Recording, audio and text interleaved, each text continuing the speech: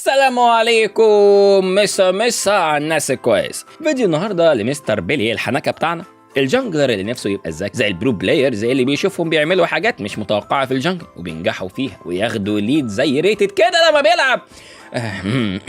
مين كاتب الكلام اللهبل ده ريتد ايه؟ احنا نجيب حاجه فاخره، احنا هنجيب يانكوس وماتشاته في السيرفر الكوري، نجيب حاجه كده اجنبي يا اسطى، مش حاجه مصري ولا حاجه ميدن ارابيك. المهم فبسرعه كده حط اللايك والسبسكرايب متين عشان تبقى جوه قلب بابا بيه وتطلع من الخشبه ايه. ويلا بدون ما نطول خلونا نبدا في الفيديو.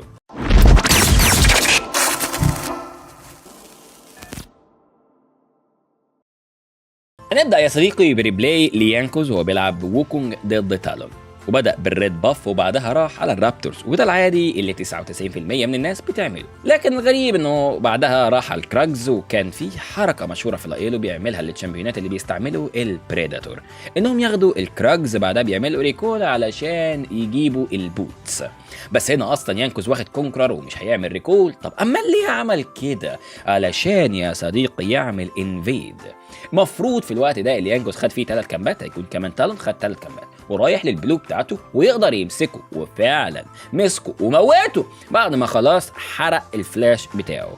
وفي السيرفر الكوري السبورت بيعمل روم توب ليفل 2، بس هو قدر يهرب بسهوله. طبعا تالون ما عندوش غير كامبات في التوب سايد، فاكيد هيرجع تاني للتوب سايد، وده خلى ووكونج يلف ويرجع له تاني ويسرق البلو. طبعا درزبلا بعنطرته دي هيقول ما يانكوز عنده البوت سايد بتاعه كله، ما يروح ياخده ابهوش ليه؟ يروح يعمل انفيد وهيستفاد ايه؟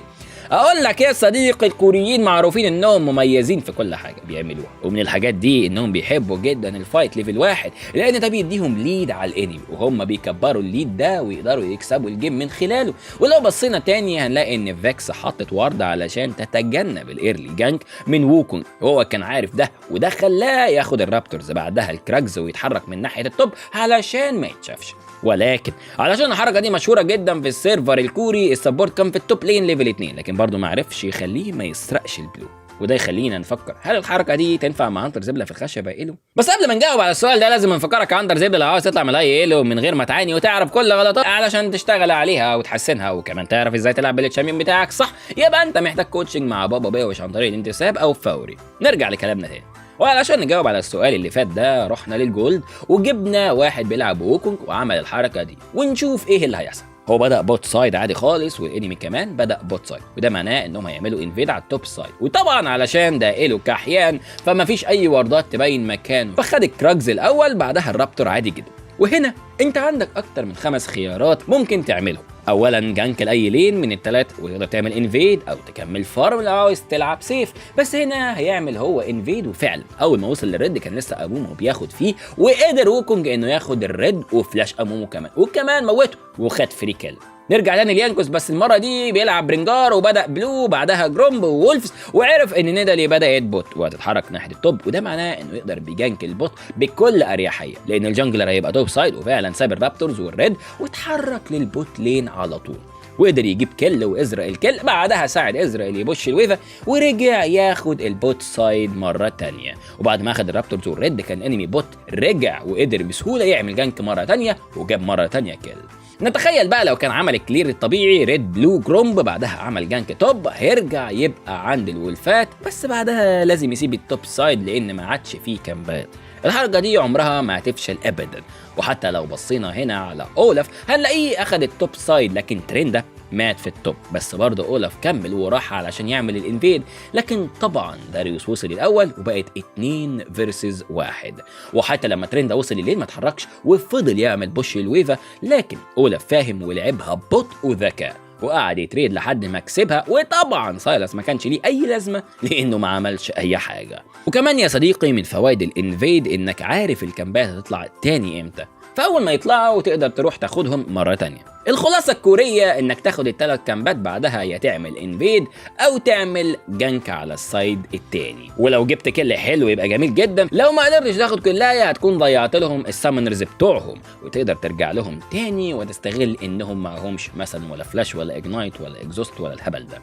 وما تنساش عنتر زبله كوتشنج مع بابا بيوش عن طريق الانساب لو عاوز توصل لهي ايلو. وسؤال الحلقه النهارده لعنتر زبله، مين احسن، هل ريتد ولا يانكوز؟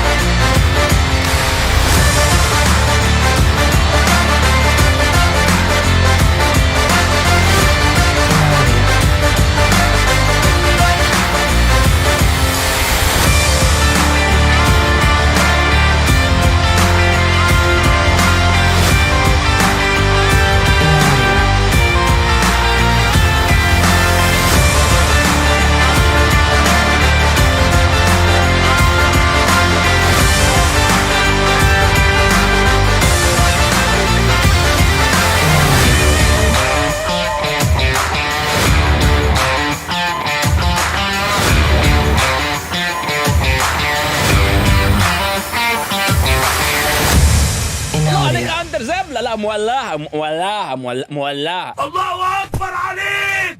ايه الحلاوه دي، ايه الحلاوه دي. وبكده اكون خلصت حلقتنا النهارده. اتمنى تكونوا استمتعتوا واستفدتوا، وما تنسوش اللايك والسبسكرايب والشير لو على الفيس يا استاذ بيلي وعند زبله عبد حناكه ورجب طيوزه حبايب قلبي بابا بيه. ومش تنسوش تاخدوا لفه في الفيديوهات التعليميه، هتلاقي حاجات كتيره هتساعدكم. والى لقاء جديد في فيديو جديد، ويلا بنطلع من الخشبه. يلا بينا.